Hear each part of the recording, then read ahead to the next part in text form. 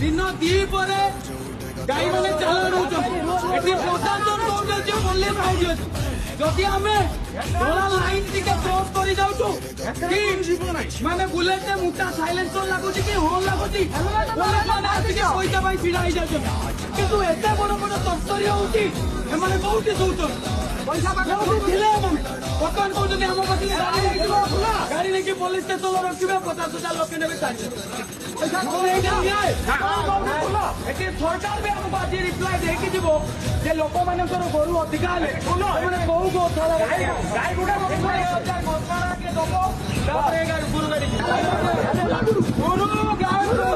गाँव वाला को देख बांटी दियो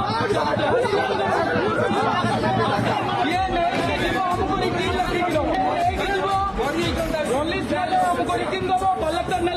बाइक देखिए गणमाध्यम सामने नहीं पैसा लेकिन तुम गुड़ा एत पचुर तुम मानक दिए